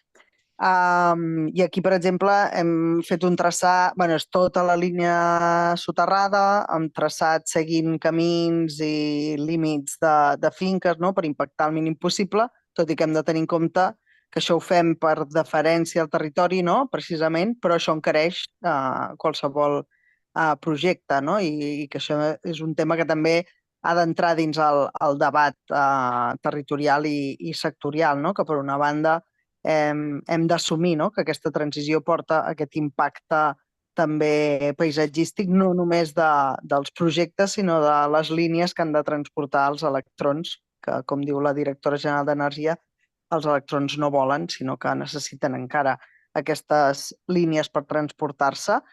I un dels temes que sí que s'ha posat sobre la taula és que tots els projectes que vulguin evacuar l'energia en aquesta zona de l'EVA1 portin associada una línia soterrada d'evacuació. De moment, les coses van per aquí, malgrat s'ha de tenir en compte això, que el preu del CAPEX precisament puja substancialment. Gràcies, Marta. He posat, per cert, al xat, he posat una imatge una mica mostrant els punts de connexió i també la web del Plemcat, perquè crec que dona més detalls al respecte. Gràcies, Marta. Merci. Sí, només volia fer un apunt, que aquí s'ha comentat la Marta, que ha estat la primera que ha anomenat Renovem-nos, i crec que és un grup, si en podem dir, d'interès, o, diguéssim, una agrupació de gent que realment fan una feina que jo crec que és molt important i que estàvem esperant, que és rebatre d'alguna manera amb un enfoc científic, amb dades, alguns apriorismes que hem vist sobre tot aquest tema que dona. Tothom entén les reticències, però també és una mica font de populismes, en segons quins aspectes. I jo crec que el que s'està fent és participar d'una mica d'un debat sensat, aportant dades i confrontant fets. I en aquest sentit volia donar-los una mica també el crèdit que es mereixen, perquè crec que ho estan fent molt bé. També han participat d'aquestes al·legacions que comentàvem abans. I crec que és important perquè des d'una certa sensibilitat respecte al que és el nostre medi ambient, els ecosistemes, la biodiversitat, també s'és conscient de la necessitat que tenim. I aquí lligo amb el segon punt que volia comentar, que Catalunya, amb el tema, diguéssim, energètic, no anem sobrats, no? És a dir, quan se'ns acabin les centrals nuclears, no sé, haurem d'alimentar la xarxa d'alguna manera, i això ho ha dit en Morron molts cops. No volem omplir el territori de molins, però al final ens acabarà travessant com cicatrius amb totes les línies d'alta tensió que vindran de l'Aragó, portant l'energia dels Monegros. Jo no sé si serà així, però és un escenari. Aleshores, una energia com la que s'està plantejant, l'eòlica marina, amb aquestes capacitats de 500 megas, 1 giga, ostres, és una concentració d'energia de cop, jo diria molt important, com a font, que per mi és estratègic. I l'altra cosa és que aquí s'està discutint sobre una tecnologia que és la flotant, que la fa, diguéssim, és un repte tecnològic molt gran. I només volia dir això. Jo crec que si estiguéssim en un escenari d'eòlica fixa, com el nord d'Europa, en el qual, diguéssim, la profunditat és molt menor, potser no estaríem en aquest tipus de procés. Tot hagués anat molt més ràpid perquè el repte tecnològic també seria menor. I volia fer aquí una mica conscient a la gent que el repte flotant a nivell de cadena de valor, de tecnologia que ja existent a dia d'avui, hi ha molts reptes que encara s'estan discutint i aclarant. Simplement això. Marta, volies demanar Sí, mira, seguint els 3 punts que acaba d'anomenar el Sergi, jo també em sumo a les agraïments a Renovem-nos per la seva existència i un altre que us apunto també, no sé si els coneixeu, a IKEA, que també fa cosa d'un anyet i pico van néixer, i que també ajuden molt. Nosaltres, com a administració, ja portem també totes aquestes dades i arguments, diríem, objectius, però moltes vegades no se'ns creu tant com... I per tant, acaba fent com una balança important que algú que no sigui administració i que no s'acabi confonent com algú interessat en que s'entenguin les coses d'una certa manera, doncs doni suport a les línies que també des de la part, diríem, administrativa, tècnica, s'estan aportant a tot el tema de la transició. En segon lloc, deies el tema de les línies de molt alta tensió, les LATs d'Aragó, però també m'agradaria apuntar en aquesta part que de línies n'hi hauran vingui l'energia de l'Aragó o vingui de Catalunya. És a dir, tampoc amb aquesta frase no banalitzem de que si ho fem tot a casa no hi haurà línies elèctriques, perquè n'hi han d'haver i moltes.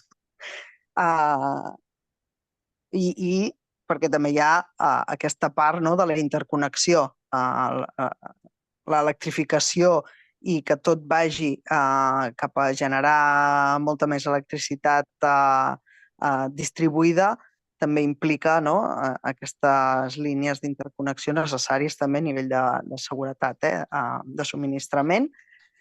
I el tercer punt que has comentat, volia dir alguna cosa també i ara se m'ha anat. Parlar de tecnologia de la flotant, del repte tecnològic que representa. Exacte, sí. Bueno, ja està, sí, ja ho has dit tot. Antoni Martínez. Hola, bona tarda. Gràcies, Carolina, per la presentació. Jo voldria, com que no ha sortit el tema, així d'una manera específica, sí que el voldria com a mínim comentar, perquè per mi és important. Des del punt de vista econòmic, Espanya, en aquest cas, donarà una tarifa, una certa remuneració a aquesta electricitat que tots considerem molt positiva i que cal per descarbonitzar l'energia, etc. Però, a canvi, hauríem de demanar que aquests llocs de treball que comentava la Carolina s'implantessin en el nostre país, concretament a Catalunya i a Espanya, per descomptat. Esclar, jo no sé si a l'Empordà estan d'acord en que es muntin fàbriques, però jo crec que tota l'aportació industrial que es pugui fer arran de totes aquestes inversions és molt important. I això està passant a Polònia, està passant a Gran Bretanya, està passant als Estats Units, està passant a França, és a dir, tots aquells països en els quals s'estan desenvolupant aquest tipus de projectes, a canvi, ja sigui perquè hi ha aquests aspectes que no són purament econòmics, sinó que són qualitatius en les subhastes, o ja sigui perquè hi ha compromisos, diguem-ne, amb els governs regionals, etc., però s'hauria de tenir en compte i hauria de ser un valor afegit que hauria d'obtindre, en aquest cas, Catalunya.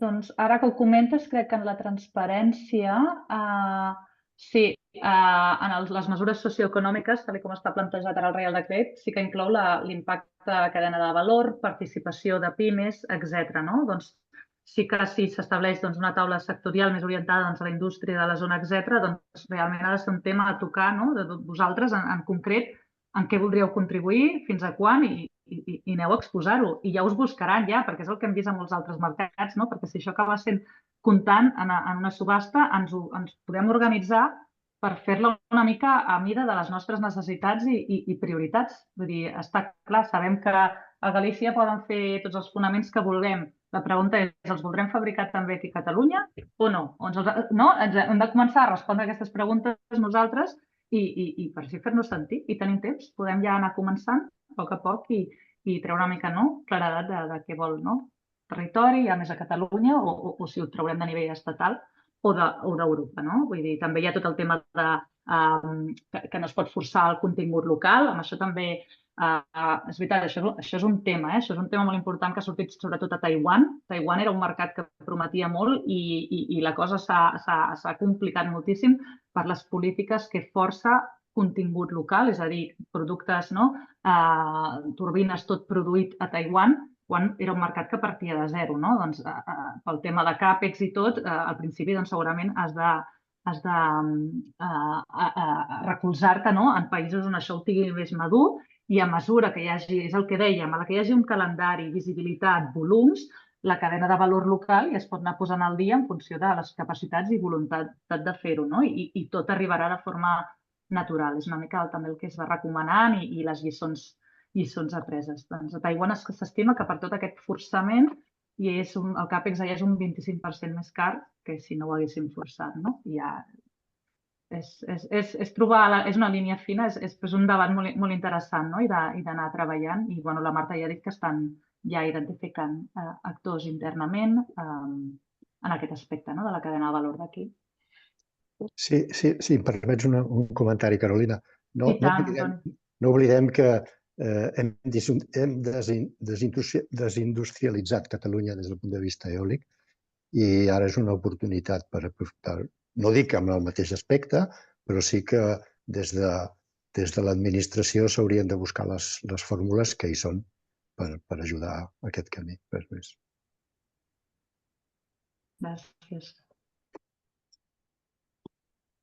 Molt bé.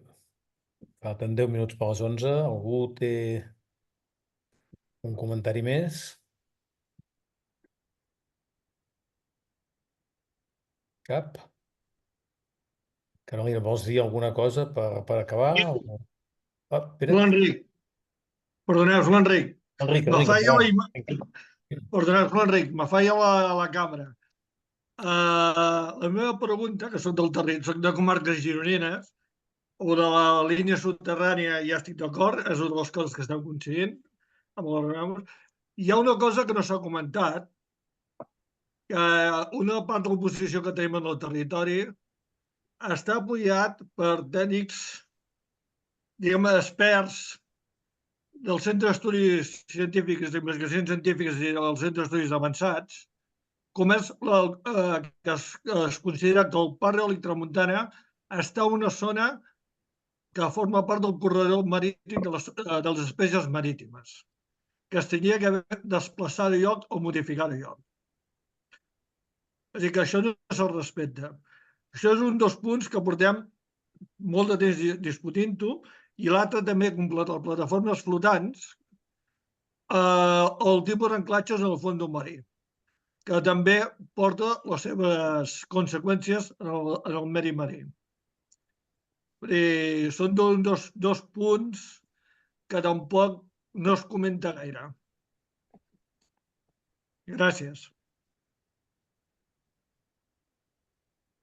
Moltes gràcies, Enric, per la intervenció. Primer de tot, el Parc Tramuntana és una d'aquestes propostes de projectes que hi ha, però òbviament haurà de passar, com tot qualsevol altra proposta de projecte, per l'embut d'una futura subhasta i que determinarà quin hauria de ser el cub de potència, la zona a ubicar-se, etc. Per tant, de moment, encara no tenim un projecte, una visibilitat de com anirà això. Llavors, l'existència, la preocupació que pugui haver-hi un corredor, no sé com l'has anomenat exactament, perdona, de migratori, pot ser, de d'espècies marítimes, sí, d'espècies de... Sí, doncs precisament això està lligat amb el tema que comentaven, de fer estudis de preinvestigació d'aquestes àrees. Sí, hi ha moltes tècniques avui en dia, amb vaixells, avionetes, desplegant hidròfons, etc., que ens permeten anar fent un monitoratge de per on es mouen aquestes espècies. Si aquestes dades no són ja existents, doncs és una d'aquestes prioritats de campanyes a organitzar i que es poden ja, en el moment que surti el Reial Decret, que ja podem anar madurant, ja sigui a través de les institucions, el que deia, que acabarà sent una cosa que tindrà sentit que potser liderin les pròpies comunitats autònomes. Al respecte, s'haurà d'entendre aquestes dades i un cop les tinguem ja estarem en millor posició de poder fer un estudi d'impacte ambiental al respecte i modificar la ubicació del parc si calgués. Això és el dia a dia de l'eòlica marina i qualsevol projecte que guanyi la subhasta haurà de passar per tot aquest procés. Això està claríssim.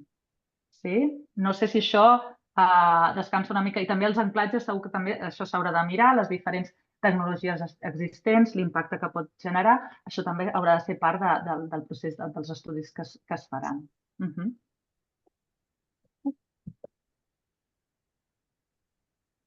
Moltes gràcies. No, a tu, per la intervenció. Molt bé. Potser és l'última. Jo et deia que no li sabria alguna cosa més, però penso que no sé si vols.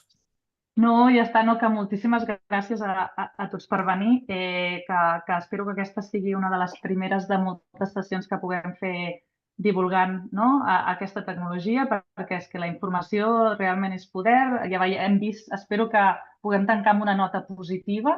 El Reial Decret que tenim ara en esborrany realment ens permet apoderar-nos, participar, fer-nos escoltar, tant com a indústria com a territori. I aprofitem aquesta ocasió que ja comencem a entendre millor les regles del joc per treure'ns una mica els nèguits i dir, si ha de ser, si l'eòlica de marina ha de passar a Catalunya, ha de ser un dels vectors de la transició energètica, doncs som-hi tots, ens arremanguem una mica i anem a treballar-ho. I no crec que sigui un missatge naïf.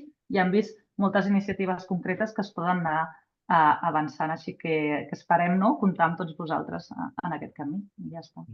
I Daniel, gràcies per l'oportunitat. Gràcies a tu, com a tots els que veniu aquí, molt agraïts i que a aquestes hores ens dediqueu tota aquesta estona.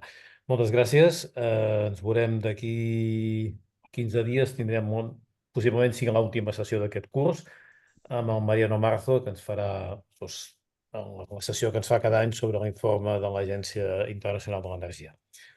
Gràcies, bona nit i a reveure. Merci. Gràcies a tothom. Gràcies.